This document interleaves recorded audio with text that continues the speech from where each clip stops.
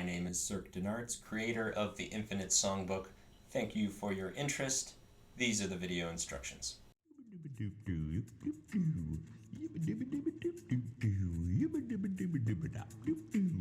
What is Infinite Songbook? Infinite Songbook is a unique song-building card game designed to make ordinary people into amazing musicians. Amazing musicians into master composers, and master composers into ordinary people. Now you're asking yourself, how can one simple card game do all of this? And it's because it has 4 different game modes, allowing it to be a learning tool, a composition tool, and a jam-out catalyst.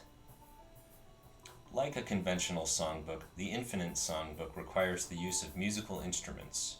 But unlike a conventional songbook, the Infinite Songbook inspires you to write your own songs, to play music with friends, and to develop and apply a mental visualization which will help one to write melodies and solo with a visual, geometric understanding of music theory. Use Acolyte Mode of Infinite Songbook to teach yourself one of or all 5 of the following instruments: guitar, ukulele, mandolin, banjo, and piano. Be a beginner again. And as a quick motivational side note, do not limit yourselves with the word talent. Skills are learned through experience, in other words, the amount of time doing the thing, awareness while doing the thing, interest in that thing, the physical ability to execute the task, and finally a framework or a teaching to process what is happening. This is all limited by your tendency to repeat yourself and any notions that you are an expert. So we can clearly see, using that equation, that skill equals talent, and talent is now a dirty word, and skill is the preferred nomenclature.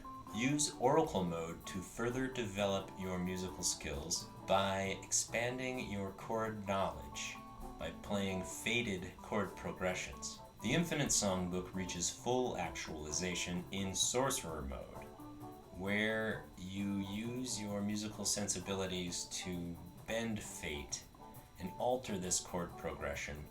But not only altering it, you can layer other progressions on top of it, and add in lyrics, beats, melodies, other intros and outros, basically making it into a compositional tool.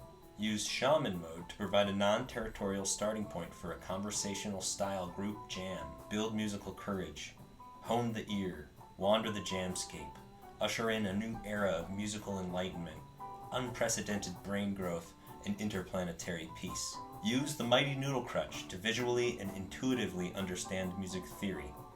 It's a musical mandala, which I believe to be the actual philosopher's stone, which is said to have the ability to transmute lead into gold. The Infinite Songbook will become a lifelong companion on your journey in music as it becomes a permanent fixture in your instrument case. Before we discuss the game modes at depth, let's take a moment to examine the deck itself. Upon opening the Pandora's box of the Infinite Songbook, one will notice a sheet of paper with very tiny words printed upon it, 8 noodle crutch cards, 48 chord cards, and 16 play cards. The paper instructions show the card anatomy, the game modes, and a visual way to think about music. They were painstakingly edited and reworked to near perfection.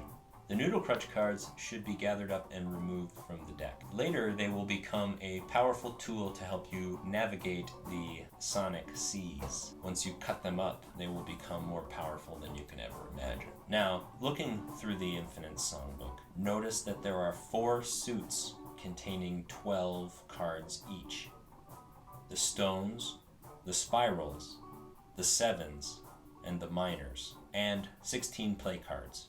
Each card may appear to have an overwhelming amount of information on it, but one should remember that they only need to look at the information for their instrument. Each chord card has 5 chord brackets or symbols which show how to play that particular chord on each of the 5 featured instruments. Vertical lines represent strings, left line the lowest, and the horizontal lines represent frets.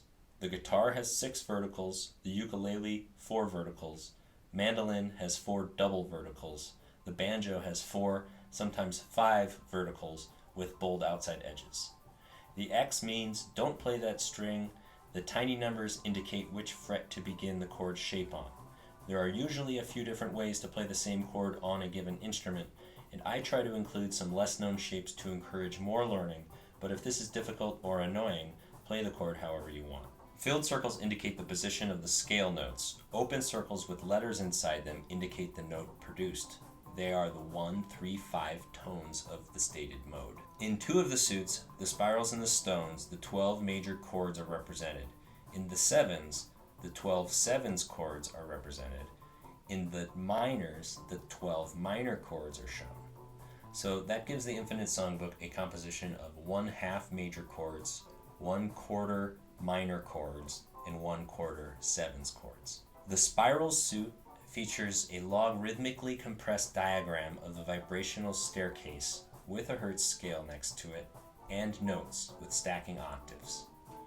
The stones suit features different aspects of the common stone which produce all of its possible modes and the corresponding 1, 3, 5 major or minor triads. The sevens suit features a Mixolydian mode of the common stone and show magnifications of chord locations on fretboards. The minor suit features 3 minor modes of the common stone and a few completely different minor stones altogether.